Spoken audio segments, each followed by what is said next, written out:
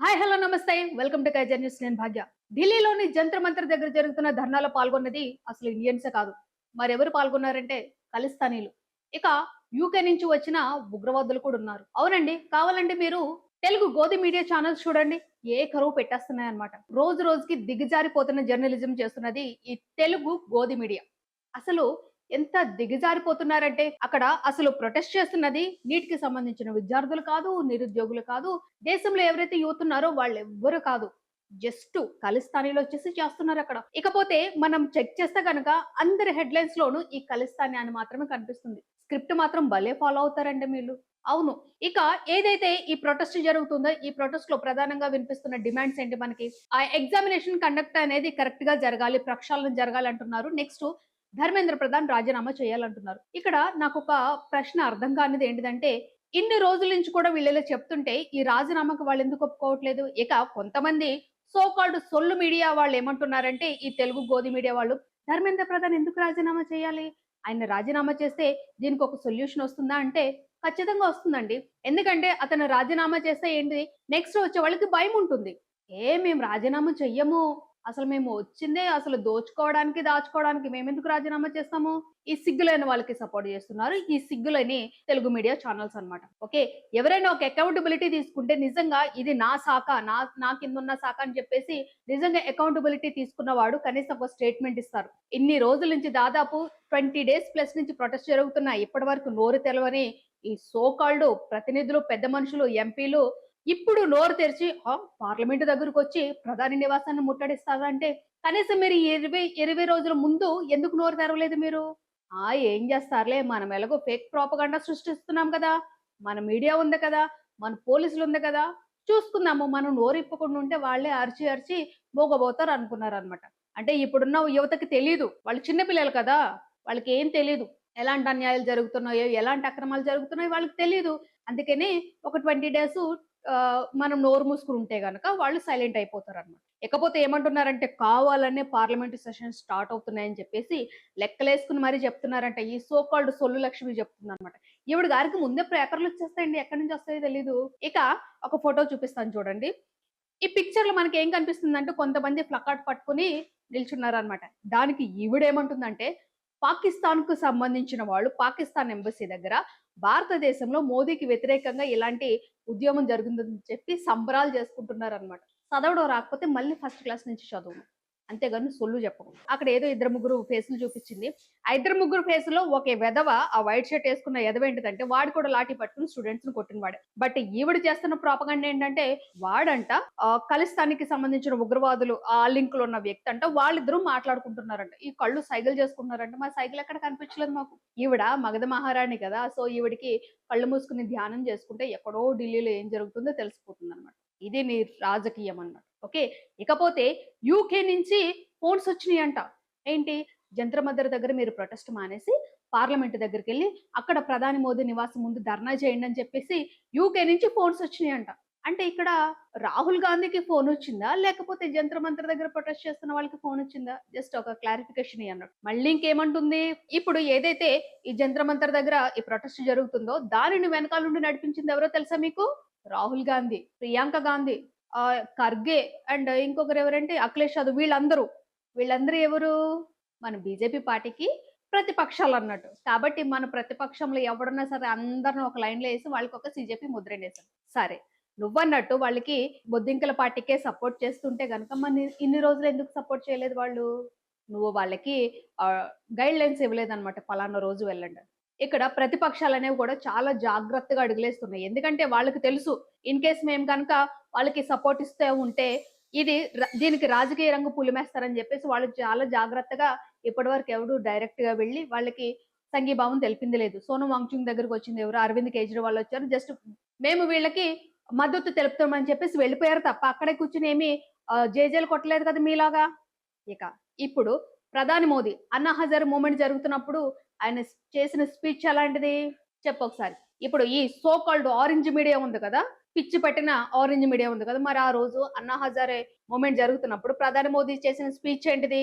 ఒకసారి వినండి ఒకసారి. ఒకసారి వింటే బుర్రలోకి వస్తదన్నమాట. మీరన్నట్టు ఇక్కడ ఎవరైతే స్టూడెంట్స్ ఉన్నారో, నిరుద్యోగులు ఉన్నారో వాళ్ళకి వాళ్ళే ప్రొటెస్ట్ చేసుకుంటే ఎవరు సమాధానం చెప్పేదెవరు? ఇన్ని రోజులు ఎవరైనా సమాధానం చెప్పారా? ఎవరైతే ఈ బీజేపీ ప్రతినిధులు ఉన్నారో మేము చర్చలకు రమ్మంటున్నామని చెప్పేసింది వాళ్ళే. తీరా వీళ్ళెళ్లి అక్కడ కూర్చుంటే 5 గంటలు కూర్చోబెట్టి లేదు మేము చర్చలకు ఎవరు పిలవలేదని చెప్పేసి ప్లేట్ ఫిరాయించేసింది వీళ్ళే. నిజంగా వాళ్ళు చర్చలు జరుపుతామన్న వాళ్ళు ఎందుకు జరపలేదు? ఇక ఈ రోజు నిన్న ప్రధాని ఏమన్నారు? మేము కఠిన చర్యలు తీసుకుంటామని అన్నారు తప్ప ధర్మేంద్ర ప్రధాన్ గురించి ఒక్క మాట మాట్లాడలేదే. అంటే ఇప్పుడు ఏదైతే కాంగ్రెస్ పార్టీ ప్రధాని నివాసం దగ్గరికి వెళ్ళిన తర్వాత కదా ఈ స్టేట్మెంట్ వచ్చింది. ఇన్ కేస్ వీళ్ళు గనక ఈ రాజకీయ పార్టీలు గనక ఈ స్టూడెంట్స్ కి సపోర్ట్ ఈ ధర్నాకి గనక లేకపోతే ఈ ప్రొటెస్ట్ కి వాళ్ళు సపోర్ట్ చేయకపోతే అసలు నోరు తెరిచేవాళ్ళ మీరు? భక్తి పరురాలు ఉందన్నమాట.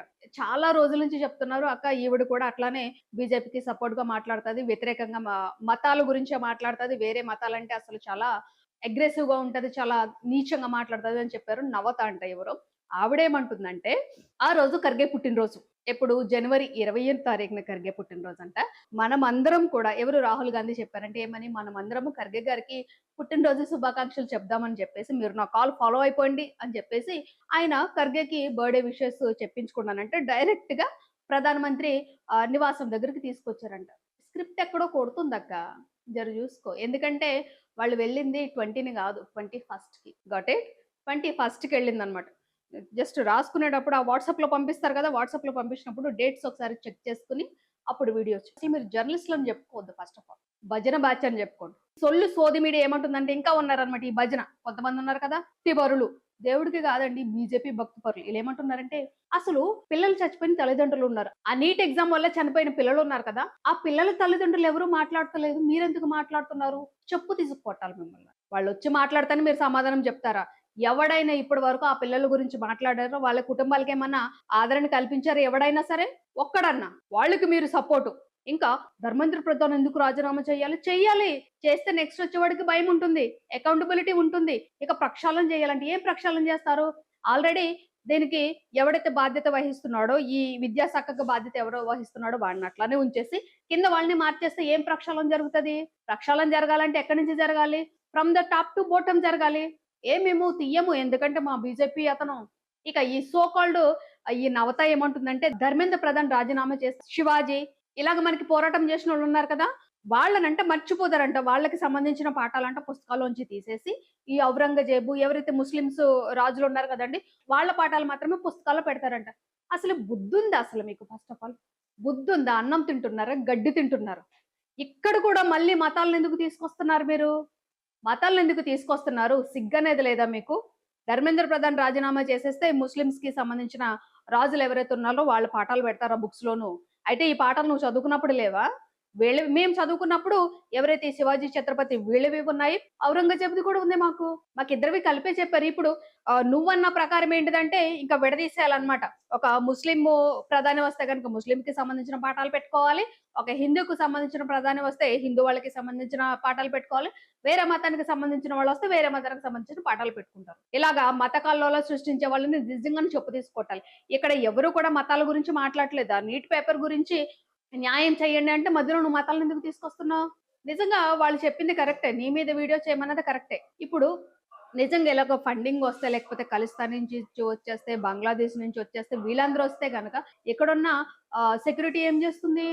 కళ్ళు మూసుకొని గచ్చకేలాడుకుంటున్నారు. ఎంత సీరియస్‌నెస్ జరుగుతుంటే ఏదైతే మనకి ప్రొటెక్షన్ ఫోర్స్ ఉందో వాళ్ళెంత జాగ్రత్తగా చూస్తారండి ప్రతీది గూడా. మరి వాళ్ళని దాటుకొని వచ్చేసారా? ఇక పంజాబ్ నుంచి మళ్ళీ రైతులు మార్చిగా చేస్తుంటే ఈ పంజాబ్ రైతులు కూడానంట అసలు ఇండియాకి సంబంధించిన వాళ్ళు కాదు. వాళ్ళు కూడా ఈ ఖలిస్తానీలో, బంగ్లాదేశ్‌లో పాకిస్తానీలనమాట. రైతులు. రైతుల్ని దాదాపు సంవత్సరంన్నర పాటు ఎంత దారుణంగా హింసించారు బోర్డర్‌లోను. వాళ్ళంత తిండి తిప్పలు మానేసి వాళ్ళక్కడ ఉంటే ఎన్ని రోజులు ఎంత దారుణంగా హింసించారు వాళ్ళని. మళ్ళీ ఈ సో కాల్డ్ మీడియా అంటది రైతులకి మా బీజేపీ ప్రభుత్వం చాలా సపోర్ట్ చేస్తుంది. ఏం చేసింది సపోర్టు? ఒకసారి ఆ పాత విజువల్స్ చూడు తెలుస్తది. సో ఇప్పుడు పంజాబ్ నుంచి రైతులొస్తున్నారు కాబట్టి వాళ్ళ మీద కూడా బురద చల్లేద్దామనమాట. అదే చేయండి మీకు. రైతన్నవాడు అసలు పండించకుండా ఎస్పెషల్లీ మీకు ఆ ఫుడ్ అందకుండా ఉంటే అప్పుడు తెలుస్తది బాధ. ఇక ఏదైతే ఈ జంతర్ మంతర్ దగ్గర ప్రొటెస్ట్ జరిగిందో అక్కడ ఫుడ్ గురించి అన్నమాట ఈళ్ళందరూ బాధ. మీరు కూడా ప్లేట్లు పట్టుకొని ఎళ్ళండి. పడేస్తారు బొచ్చులో ఒకటి. అక్కడ డెలివరీ బాయ్స్ చెప్తున్నారన్నమాట. ముంబై నుంచి ఆర్డర్ పెట్టారు. మహారాష్ట్ర నుంచి ఆర్డర్ పెట్టారు. ఇక్కడ జంతర్ మంతర్‌లో ఎవరైతే ప్రొటెస్ట్ చేస్తున్నారో విద్యార్థులకు వాళ్ళందరికీ ఇవ్వమని చెప్పేసి మమ్మల్ని పంపించారని చెప్పేసి వాళ్ళే చెప్తుంటే మళ్ళీ వీళ్ళకంట విదేశీ నుంచి ఫండింగ్స్ వచ్చి ఆ ఫుడ్ అనేది సప్లై చేస్తున్నారంట. అంటే ముంబై ఇండియాలో లేదు. పక్కన పాకిస్తాన్‌లో ఉంది. మహారాష్ట్ర వచ్చేసి పక్కన ఇంకేదైనా దేశం ఆఫ్ఘనిస్తాన్ గాని ఏదైనా దేశం ఉంటే స్తాన్స్ అవన్నీ గూడా. స్తాన్‌లో ఉందన్నమాట ఈ మహారాష్ట్ర. రోజు రోజుకి ఎంత దిగజారిపోతున్నారంటే ఇక ఆహ్, మెయిన్ స్ట్రీమ్ మీడియా కూడానండి. పార్టీలకి భజన చేస్తారు. ఇంకా నిజమైన వార్తలు ఎవరు చెప్తారు? ఎవరు చూస్తారు? ఇకపోతే ఇంకేమంటున్నారంటే అక్కడున్న విద్యార్థులే పోలీసులు కొట్టేసారని చెప్పేసి ఒక 2, 3 విజువల్స్ చూపిస్తున్నారు. సరే, మరి మిగతా 7, 8 విజువల్స్‌లో స్టూడెంట్స్‌ని ఆడపిల్లల్ని ఆ పోలీసోడు ఆడు పోలీస్ అనాలా? లేకపోతే కామాంధుడు అనాలా? వాడెట్లా పొడుస్తున్నాడండి కర్రతోటి? అది మనకి కనిపించదు. ఆడపిల్లల్ని. ఆ పిల్ల ఏడుస్తూ మాలాంటి పిల్లలు మీకు లేరా? అని చెప్పేసి అడుగుతుంటే సమాధానం ఏముంది? ఇంకొక అబ్బాయి నడుచుకుంటూ వస్తుంటే వాడు కాళ్ళడ్డు పెట్టి పడేసిందెవడు? వీడు పోలీసుడు. సరే, పోలీసులంటే యూనిఫార్మ్ యేసుకున్నారు. బ్యాడ్జీలు లేవనుకోండి. అది పక్కన పెట్టండి. మరి సివిల్ డ్రెస్‌లో ఉన్న కర్రలు పట్టుకున్నవాడెవడు? ఆర్ఎస్ఎస్ వాడా? బీజేపీ కార్యకర్తలా? వాళ్ళనెందుకు అడ్డుకోలేదు? మీరంటున్నారు కదా! ఇక్కడున్న విద్యార్థులు కాదు వాళ్ళు కూడా ఉగ్రవాదులు లేకపోతే యాంటీ ఎలిమెంట్స్ ఉన్నాయంటున్నారు. మరి యూనిఫార్మ్ లేకుండా లాఠీ పట్టుకున్నవాడెవడు? వాడినెవడు పంపించాడు? వాడినెవడు క్వెషన్ చేస్తాడు? మేము జెయ్యము. మా కార్యకర్తలు వాళ్ళు. మా కార్యకర్తలు ఇష్టం వచ్చినట్టయినా చేసేవచ్చు. ఇకపోతే రాళ్ళు విసిరారంటున్నారు. ఆ రాళ్ళ గురించి ఫస్ట్ ఎవరు తీసుకొచ్చి పెట్టారని చెప్పేసి వీడియోస్‌లో చూపించారండి మనకి. అది కూడా పార్లమెంట్ దగ్గర. అంటే స్టూడెంట్స్ పార్లమెంట్ వరకు మార్చ్ చేసుకుంటూ వస్తున్నప్పుడే వాళ్ళని ఆపేసిన పోలీసులు, ఆ లారీని అక్కడి వరకు ఎందుకు రానిచ్చారు? ఎవరు పెట్టుకున్నారు ఆ లారీని అక్కడ రాళ్ళతోటి? స్టూడెంట్సే వచ్చేసి జస్ట్ అక్కడ పార్క్ చేసేసి మళ్ళీ వెనక్కెళ్ళిపోయే వాళ్ళు మళ్ళీ మార్చ్ చేసుకుంటూ వచ్చారు. సిగ్గు లేని మీడియా, నీతి లేని మీడియా అన్నమాట. భజన మీడియా, భజన బ్యాచ్. ఇంతకుముందు ఈ సో కాల్డ్ మీడియా వాళ్ళు అండ్ ఈ పార్టీ వాళ్ళు బీజేపీ పార్టీ వాళ్ళు అండ్ ఈ భజన బ్యాచ్ అంతా ఏమంటున్నారంటే ధర్మేంద్ర ప్రధాన్ ఎందుకు రాజీనామా చేయాలి అని అడుగుతున్నారు. అన్నా హజారే మూవ్‌మెంట్ జరుగుతున్నప్పుడు బీజేపీ వాళ్ళు ఎవరినెవరిని రాజీనామా చేయమని చెప్పేసి చెప్పారు. వినలేదా? ఒకసారి పాత వీడియోస్ చూడండి. వినలేదా? అప్పుడు మోడీ చేసిన ప్రసంగం ఎలాంటిది? డైరెక్ట్‌గాని ఇప్పుడు అన్నా హజారే మూవ్‌మెంట్‌లో ఏకంగా వాళ్ళు ఫస్ట్ డే నుంచే డైరెక్ట్ కూర్చొని ప్రొటెస్ట్ చేశారు అక్కడ బీజేపీ వాళ్ళు. ఇక్కడ వీళ్ళకి జంతర్ మంతర్ దగ్గర చేసే వాళ్ళకి ఏ రాజకీయ నాయకుడు కూడా డైరెక్ట్‌గా వచ్చి కూర్చొని సపోర్ట్ చేయలేదక్కడ. మరి ఎవడు చేసింది రాజకీయము? ఇప్పుడు ఈ జంతర్ మంతర్ దగ్గర చేస్తున్నది రాజకీయమా? లేకపోతే ఆ రోజు అన్నా హజారే మూవ్‌మెంట్ జరుగుతున్నప్పుడు మీరు వెళ్లి కూర్చొని చేస్తున్నది రాజకీయమా? మన తప్పు కప్పిపెట్టుకుంటాం. మన ఎనక చాలా ఉన్నా సరే దాని గురించి మాట్లాడము. ఇప్పటికి వీళ్ళు అడుగుతున్నది ఏంటిది? దీనికి సంబంధించిన వాళ్ళు రాజీనామా చేయాలి, ప్రక్షాళన చేయాలి. అది నోరెందుకు రాదు మీకు? ఇక మన భారతదేశంలో న్యాయం 4 కాళ్ళ మీద కాదండి, 40 కాళ్ళ మీద ఫాస్ట్‌గా పరిగెడుతుంది. ఈ రోజు ఏదో ఒక అన్యాయం జరిగితే జస్ట్ ఒక 10 రోజుల్లో మాకు తీర్పొచ్చేస్తుంది. నిజమా? మాకెవరికీ రాలేదండి. మన న్యాయమూర్తి గారు చెప్పిన మాటలేమున్నాయో తెలుసా? ఏదైతే జంతర్ మంతర్ దగ్గర పోలీసులు స్టూడెంట్స్‌ని కొడుతున్నారు. సో, దాని మీద చర్యలు తీసుకోవాలని చెప్పేసి అడ్వొకేట్ విజువల్స్ చూపిస్తానంటే, మన మహోన్నత న్యాయమూర్తి గారన్న మాట ఏంటంటే, "మాకు టైం లేదు. మటుకు టైం వేస్ట్ చేయకండి. చాలా పనులున్నాయి." ఏం పనులున్నాయి? ఏమాత్రం చేసేస్తుందేంటి మన న్యాయ వ్యవస్థ? ఒక కేస్ పెట్టిన తర్వాత దాదాపు ఒక 6 నెలల్లో తీర్పొచ్చిన కేసులేమన్నా ఉన్నాయా? మరి ఏం పని చేసేస్తున్నట్టు? ఏం టైం వేస్ట్ చేయకుండా ఉంటున్నట్టు? సో, ఇకపోతే ఏంటిదంటే, మనము ఎంపీలని గానివ్వండి, మినిస్టర్స్‌ని గానివ్వండి, ప్రధాని కానివ్వండి, సర్పంచ్ ఇట్లా రాజకీయాల్లో ప్రతి ఒక్కరిని కూడా ఎలక్షన్స్ ద్వారానే ఓట్లు వేసి ఎన్నుకుంటాం కదండీ! అలాగే ఇప్పటి నుంచి ఏంటిదంటే అడ్వొకేట్స్ కానివ్వండి, జడ్జెస్ కానివ్వండి, వీళ్ళందరిని కూడా ఎలక్షన్ పెట్టే ఎన్నుకోవాలన్నమాట. అంటే పార్టీల తరపున. ఈ పార్టీకి సంబంధించిన వాళ్ళు వీళ్ళు ఎలక్షన్‌లో పార్టిసిపేట్ చేయాలి. జడ్జిలు అంటే జడ్జ్ అవ్వడానికన్నమాట. ఇంకొక పార్టీకి సంబంధించి వాళ్ళు కూడా ఎలక్షన్‌లో పార్టిసిపేట్ చేయాలి. ఆ ఎలక్షన్‌లో పార్టిసిపేట్ చేస్తే ఎవరు గెలిస్తే వాళ్ళే జడ్జ్. ఎందుకంటే కిందున్న ఏదైతే సెంటర్‌లో పార్టీ ఉందో ఆ పార్టీ చెప్పినట్టే వింటారు కదండీ! ఇలాంటి న్యాయ వ్యవస్థ మనకి తగలడిందనమాట. ఇకపోతే ఒక సో కాల్డ్ సొల్లు యూట్యూబర్ ఏమంటుందంటే, మాట్లాడితే చైనాని కంపేర్ చేస్తారు కదా! అంటే కంపేర్ చేస్తారు. చైనా మనకంటే ముందుంది చాలా. వాళ్ళ ఎగ్జామ్స్ కూడా చాలా స్ట్రిక్ట్‌గా ఉంటాయి. ఆ స్ట్రిక్ట్‌నెస్ ఎప్పుడొచ్చింది? ఇలాంటివన్నీ జరిగిన తర్వాత స్ట్రిక్ట్‌గా వచ్చిందనమాట. ఇక అక్కడ ఈ అవినీతి ఉంది అన్న ప్రతిసారి వాళ్ళ మినిస్టర్స్ అందరూ టప్ప రాజీనామా చేస్తారు. మరి మీరెందుకు చేయమని చెప్పరు మీ మంత్రుల్ని? మేము చెప్పం. వాళ్ళు మా దేవుళ్ళు. మీరు చెప్తారు మళ్ళీ సొల్లు కబుర్లు ప్రజలకు. హ్మ్. ఇకపోతే అందరిది ఒకటే స్క్రిప్ట్ అండి. మీరు హెడ్‌లైన్స్ చూస్తే గనక ఖలిస్తానీ అందరూ వచ్చేసి ఇక్కడ ప్రొటెస్ట్ చేస్తుంటే, ఇప్పుడు ఇండియాలో ఉన్న పోలీస్ సిస్టము, లేకపోతే రక్షణ శాఖ అందరూ కళ్ళు మూసుకొని కళ్ళగంతలాట ఆడుకుంటున్నాయన్నమాట. జర తెరిపించండి వాళ్ళు మీరెళ్లి.